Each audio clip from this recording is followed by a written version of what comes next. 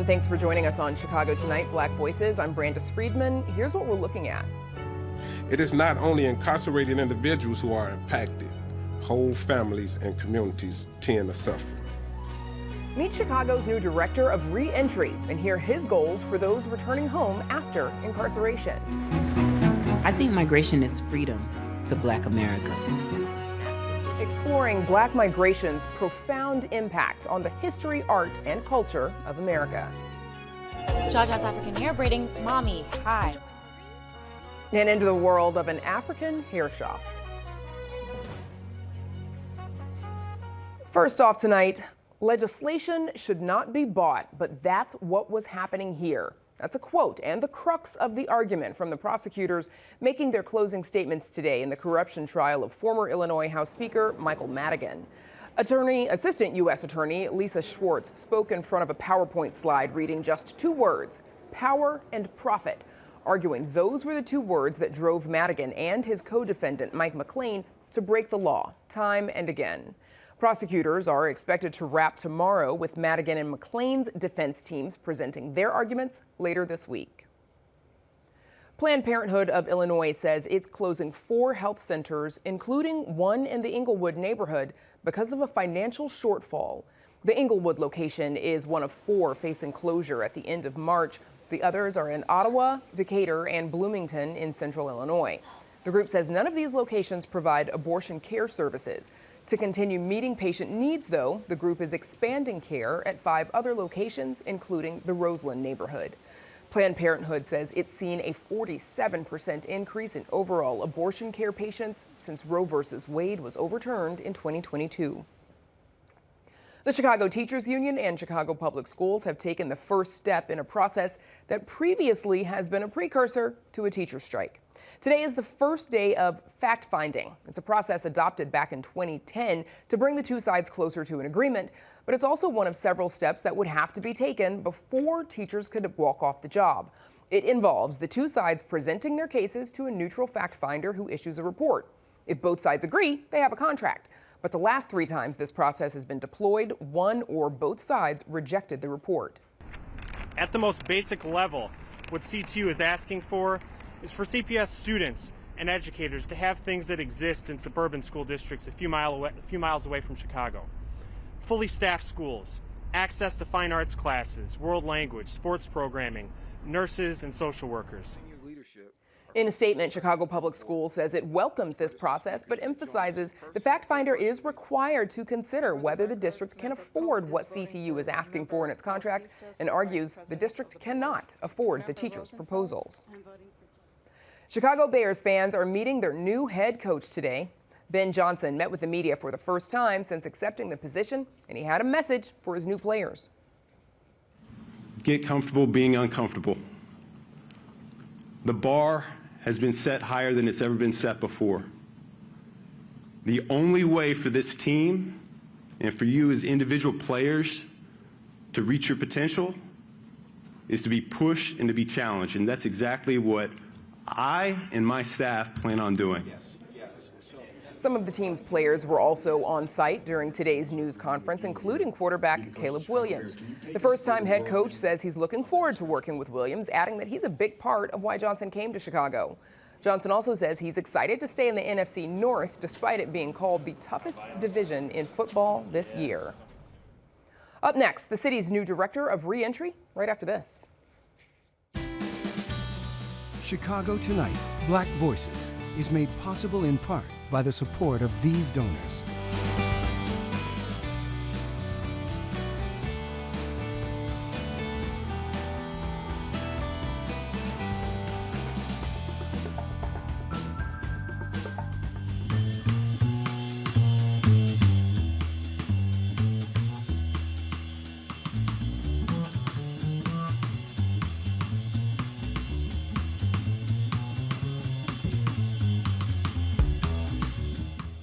Chicago has a safety gap. Most of the city's violence is concentrated within 10 blocks in 4 neighborhoods, all predominantly Black or Latino communities. One way the city plans to disrupt the violence is by structuring an anti-violence plan in Englewood, Austin, Garfield Park, and Little Village. and helping formerly incarcerated people more easily get back on their feet. After 3 years dormant, the Office of Reentry has a new leader to do just that. And he joins us now, Joseph Mapp, the City of Chicago's Director of Reentry, along with Gary and Gatewood, Chicago's Deputy Mayor of Community Safety. And I know you've got some more information to share with us, Deputy Mayor. We're going to come to that soon. Joseph Mapp, I wanted to start with you. Of course, the Office of Reentry has not had a leader since 2022. What are your top priorities? Well, my top priorities is to organize around collaboration. So that means bringing the whole force of city government, the department and sister agencies, along with community-based organizations to create a seamless reentry plan that offers and values those who are returning. You have experience. You served 26 years in prison, makes you the right fit for the job because you have that understanding. What do you wish was available to help you when you were released? So recognizing that there's a lot of challenges, I wish I've had emotional support, how to come back to a city that looks strangely different. I wish I had family reunification to tell me how my family has changed, as well as the traditional. I wish I had help with finding and locating an apartment that didn't exclude me because of my background. Help with employment, I imagine? Yes. Yeah, okay. A lot. So then a lot of work for you to do in this position. Deputy Mayor, the People's Plan for Community Safety one-year report just released. This initiative focuses on 10 blocks in 4 Chicago neighborhoods, as we mentioned, Inglewood, West Garfield Park, Austin, and Little Village. Is it clear that, this focus over the last year, has it resulted in an overall reduction in violent crime? Yeah, we have seen reductions in violent crime, right? I'll give you an example. In Inglewood, in the 7th District, under the leadership of Commander Courts, Inglewood itself has seen a 30% reduction in homicides year over year.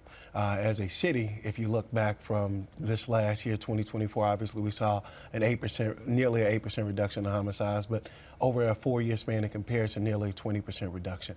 On some of our block groups in West Garfield Park, we saw a 40% reduction in violence. So we understand that not only are we seeing a reduction in crime citywide, but having a more focused approach in our investments, we're seeing some of the results that we were hoping for. And obviously we know this is not something that happens overnight, but we also understand that working directly with community and making sure we're bringing the resources to bear from the city of Chicago, our partners at the state and at the county, we can really see the results that we need to see over the long haul. Joseph Mapp, one of your missions, of course, is to work on policies to develop, as we discussed, employment, fair housing practices for people returning from prison. Now, according to this plan, or the report, the city has conducted research to identify the industries that are currently hiring into sustainable jobs. You all have begun establishing partnership with business organizations. At the same time, we know the city has done quite a few studies on this issue. Do we need a new approach, and what would that look like? So that approach, oftentimes we think about employment readiness for individuals who are entering the workforce. I believe we also need employer readiness to be prepared for this population that we're serving. And I think if we work in tandem with community-based organizations that can accompany individuals through this process and businesses, we can create a robust economy and help heal our communities. What does that look like, employer readiness? I imagine it looks probably like partnering with and offering training to some employers who would like to offer opportunities to people who have been system impacted. So one thing is to address the miscommunication. So the leadership may say, hey, we're background friendly, but the frontline staff and the third-party hiring agencies may not be familiar with this process, and just to get everyone in alignment so we can have better opportunities for those who are applying. At the end of 2021, over 16,000 people were on parole in Illinois, and nearly 40% of the people released from Illinois prisons returned within 3 years. What causes recidivism? There's many factors that cause recidivism. Primarily when individuals are not given the opportunity to reacclimate back into the workforce and become lifelong taxpayers instead of lifelong tax burdens. If we successfully give people employment, give them the opportunity to obtain housing, and if we give mental health support, people will have a better chance of being successfully reintegrated back into society. Deputy Mayor, the city has seen a number of efforts in the past to improve safety, reduce violence. Of course, it is an ongoing struggle in the city of Chicago. What makes this initiative different? Well, I think what makes it different is we're actually letting community lead, right? So we didn't pick our block groups in silo. We went to community members and we built the People's Plan to go alongside quality of life plans in these particular neighborhoods. Working closely with our community conveners in Inglewood, Teamwork Inglewood, in Austin, the West Side NAACP, in Little Village, Beyond the Ball, and in West Garfield Park, Youth Guidance was doing a lot of work with the My Offer Project with so many other partners over on the West Side. So we wanted to make sure we had community lead this work, and we also wanted to make sure every city single agency understood the role they play in safety, and safety is not only up to the Chicago Police Department, but it's literally all of us working together. So that's why it's different, and it's all of us being invested in making our city safer. What do you say to people who are hoping that there would be bigger changes with this new approach? Well, what I say to them is come on and join us on this journey to help make those bigger changes, right? Because you're looking at things where you see a 40% reduction in homicides on one block and a 30% reduction in homicides in Inglewood. So we're seeing those changes, but it's also important that we continue those investments and we continue working together. I want people to get off the sidelines and come work hand in hand with us to bring violence down in our city. According to city data, Joseph, approximately 10,000 Chicagoans who returned home after serving time in jail or prison every year are more likely to be either victims of crimes themselves or to end up unhoused. How do you plan to reduce recidivism as well as, prevent people from returning to the community from being, victims themselves or becoming unhoused? So I think one thing is to begin to think about how people contribute to the safety and the well-being of the community. In talking about community violence intervention, a large portion of that workforce are system-impacted individuals. So we drive the reduction in violence. That's one beginning. The second part is allowing people the opportunity and developing a philosophy of acceptance. When people are no longer stigmatized but looked at as they have value and have the ability to add value, we begin to treat people differently. You've also formed a reentry steering committee. You've started listening to a listening tour, speaking directly with impacted individuals. What have you heard from them? So many individuals speak of that need and that desire to have navigation. Oftentimes people are incarcerated and left in an infantile state where most of their responsibilities are cared for by another. If we begin to think about supporting and reinforcing the value and the autonomy that individuals have, they will begin to step into that and believe in themselves. So if we can inspire hope in this returning population. Deputy Mayor, what are the next steps for your anti-violence plan? Well, our next steps are expanding to new communities, right? We have our community conveners in our 4 areas. We're going to continue our work in all 15 communities that we've laid out, but expanding into new communities to really have a focus on different block groups. So this is some of the work we'll be doing this year. Tomorrow we have our quarterly meeting right at Kennedy King College at 3 o'clock tomorrow. This is a homecoming because this is actually where we launched the plan in December of 2023. So being able to release hard copies of the report and thank the folks who've been a part of this work and inviting more people in who may not have been as involved as they would have liked year 1. Here's the opportunity to be more involved year 2, 3, 4, and beyond. Now, I have to ask while we've got you here, of course, a lot of folks are concerned that the Trump administration will be targeting immigrants in Chicago with potential raids this week. Does the city have plans? Are we ready if that should happen? Yeah, the city's always ready. We often plan and work around what we're hearing. Let me be clear, we have not had any confirmation of that at all, so we don't want to stoke fear, but in the event that these happen, not only are we ready, we're preparing. We've been preparing for quite some time. Okay, that's where we'll have to leave it. Deputy Mayor Gary Gatewood and Director of Reentry Joseph Mapp, thanks to you both for joining us. We appreciate it. Thank you. Up next, the significance of Black migration. Stay with us.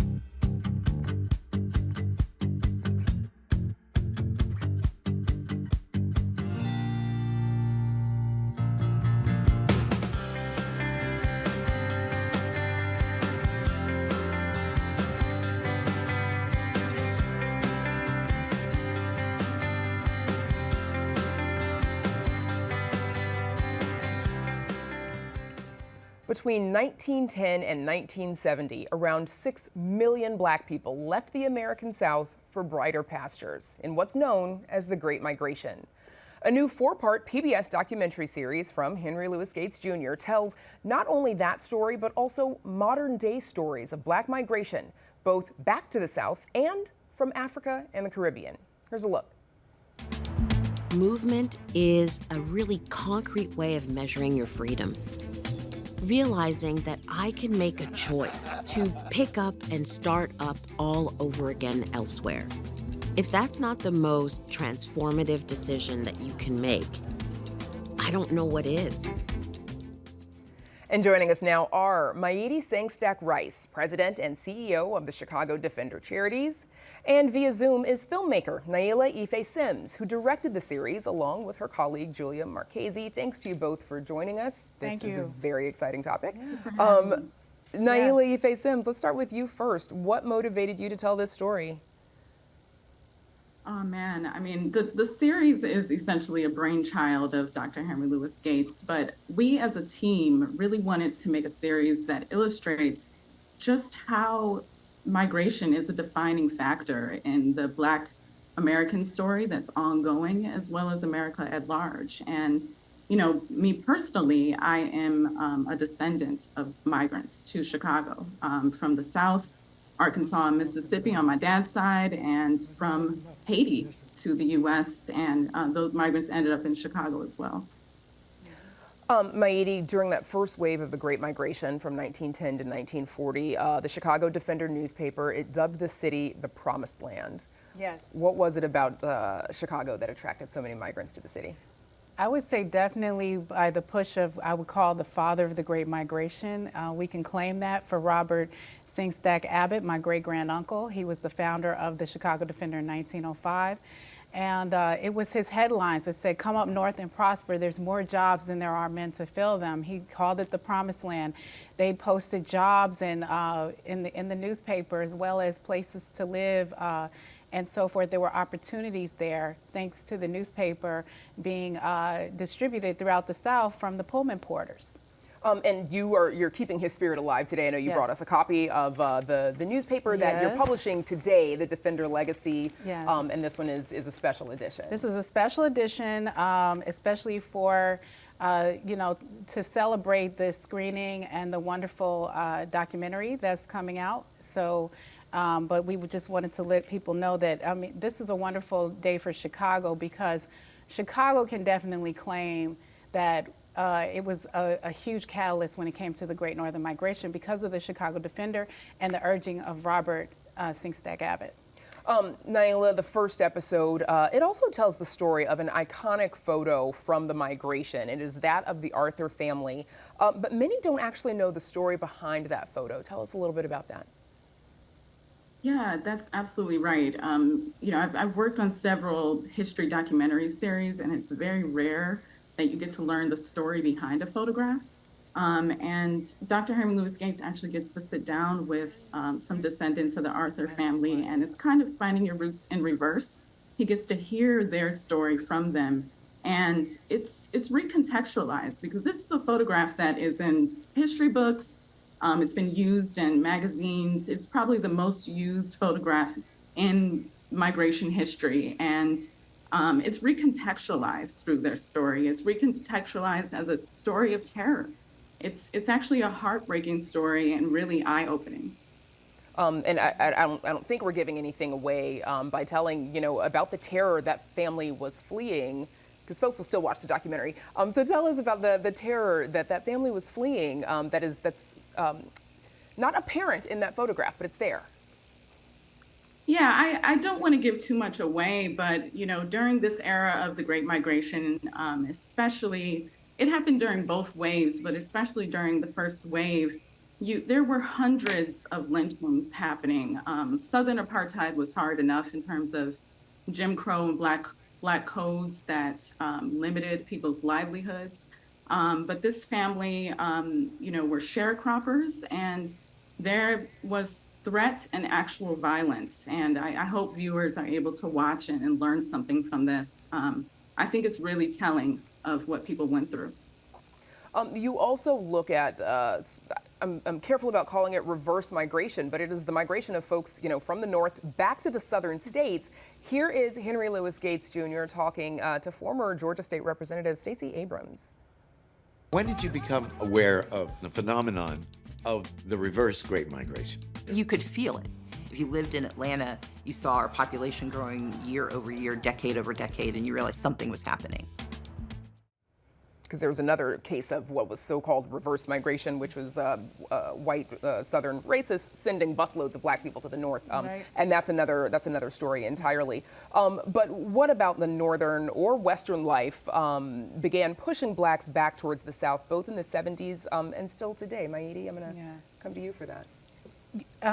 Well, it's interesting because we find that, it's interesting, like, then it was very difficult, and those are the things that pushed us out of the South to the North, and now there's things that's pushing us out of the North back to the South. And it makes sense. I've talked to friends about it all the time, and we dream about going somewhere, well, one, warmer, and just an easier life, but it's interesting, the reverse migration. There were struggles in the north as well. Like the racism still existed, obviously. Naila, because you also look at, new waves of black migration from Africa and the Caribbean. What is pulling those folks to the States? Oh man, I mean, the American dream is so powerful. America globally just represents opportunity. Also, I think we can't take for granted that Africans and Caribbeans were also reading newspapers and thinking about Black life in America too. I mean, I think the Great Migration, which was happening at the same time as early Caribbean migration, and then in later years, was creating these Black metropolises and cities that created a modicum of freedom for any Black person part of the diaspora. So in the African and Caribbean episode, we cover a wide history, but there are larger numbers from both communities in more recent decades, and particularly African migration. Surprisingly, there's the statistic that between 1990 and 2000, the numbers surpassed those of the enslaved that came through the Atlantic slave trade. So, wow, these migrations are actually helping to, complicate and make, the Black American population a bit more diverse and more Pan-African. All right, that's where we'll have to leave it because obviously the series is very rich, and so there's a lot for people to get into. My thanks to you both, Naila Ife-Sims and Maidi Singstack-Rice. Thank you. Thank you so much for having us. Maidi as well. Yes, you too.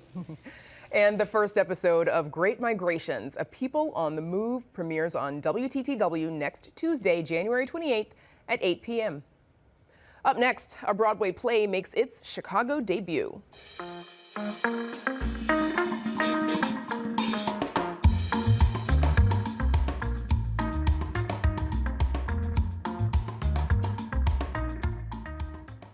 Black hair and sisterhood are being celebrated in the Tony Award-winning Broadway play Jaja's African Hair Braiding.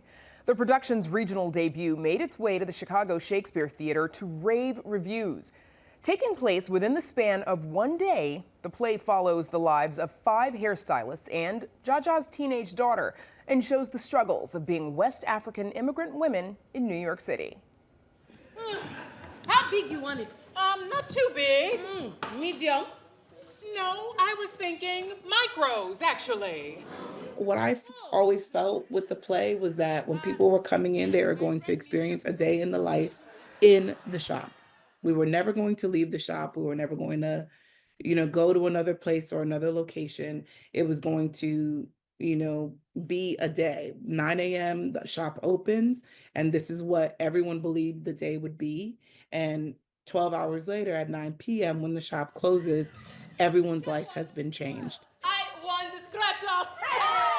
Those kinds of community spaces that are also a space where people are providing service are kind of like ripe with storytelling because there's just so many different people and ways in which they all ended up in at the shop, at the restaurant, at the nail salon. They're important because a community space is also inherently a safe space. And in those spaces, there's also an incredible amount of joy and humor. It's also how we have survived all of these years and how we're going to continue to survive. Humor is actually a part of our DNA of survival. And I think that's why both of those things feel synonymous in this play, that it's like a hair braiding shop and, community and whatever, but it's also funny because that is how we deal and handle our everyday oppression. Cheers. Cheers. Jaja's African Hair Braiding is at Chicago Shakespeare Theater until February 2nd. And that's our show for this Wednesday night. Stay connected with our reporters and what they're working on by following us on Instagram at WTTW Chicago. And join us tomorrow night at 5:30 and 10. How the city is bracing for potential raids, we talk with Chicago's Deputy Mayor of Immigrant Rights. Now, for all of us here at Chicago Tonight Black Voices, I'm Brandis Friedman. Thanks for watching. Have a good night.